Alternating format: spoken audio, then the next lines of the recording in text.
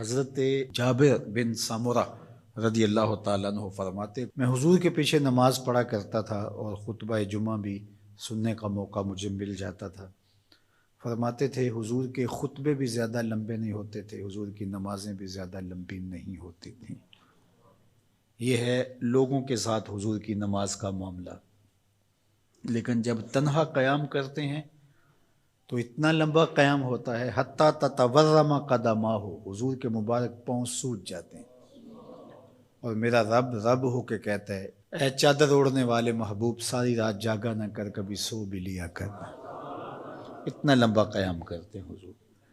تو آپ کا انفرادی عمل آپ کی طاقت کے مطابق ہوگا، لیکن جب آپ لوگوں کو ساتھ لے کے چل رہے ہوں گے تو آپ پھر اس حساب سے چلیں گے، تو اس وقت آپ اپنی رفتار اپنی طاقت نہیں دیکھیں گے۔ مشکل نہ کھڑی کی جائے، میں چل سکتا ہوں، 1 گھنٹے کا قیام کر سکتا ہوں، تو میں اپنے حساب سے سوچوں اور جو میرے پیچھے کھڑے ہیں ان کا نہ سوچوں، تو میں اس اہل نہیں ہوں کہ میں امامت کے مصلی پہ کھڑا ہو جاؤں، اس لیے کہ مجھے اپنے ساتھ کھڑے ہونے والوں کا خیال اور لحاظ نہیں۔ ہمارے دین نے ہمیں آسانیاں دی ہیں۔ بیمار پر جمعہ فرض نہیں کیا گیا، بیمار جماعت میں نہیں آ سکتا تو گھر پڑھ سکتا ہے۔ مسافر پہ جمعہ فرض نہیں کیا گیا، ظہر پڑھ لے گا، پڑھنا چاہے تو اچھی بات ہے۔ مسافر پر نماز عادی کر دی گئی ہے، نماز قصر ہے اس کے لیے۔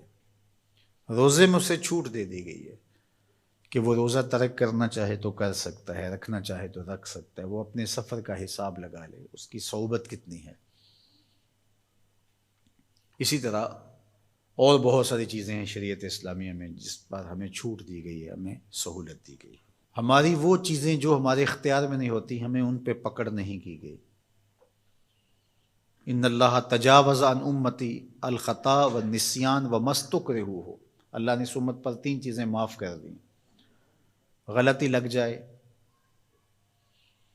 بھول جائیں، یا جس پہ آپ مجبور کر دیے جائیں، تو وہاں شریعت پکڑ نہیں کرتی، گرفت نہیں کرتی۔ تو آسان دین دیا گیا ہے جس دین پہ عمل کرنا ہمارے لیے مشکل نہ ہو، اور اگر کوئی اپنے طور پہ اس کو مشکل بنانا چاہتا ہے اور اپنے سخت مزاج کی وجہ سے اس میں کوئی چیز لانا چاہتا ہے، عبادات میں، اعتقادات میں، رویوں میں، طرز زندگی میں، انداز معاشرت میں، تو شریعت اسلامیہ نے اس کی نفی کی ہے۔ کیونکہ بہت سارے لوگ ایسے ہیں کہ جو عبادات میں بہت سارا غلو کر جاتے ہیں، تو اس سے منع کر دیا گیا۔ یہاں غلو یہاں تک ہوتا ہے کہ وہ رہبانیت تک پہنچ جاتے ہیں، تو اس سے روک دیا گیا، اس سے منع کر دیا گیا۔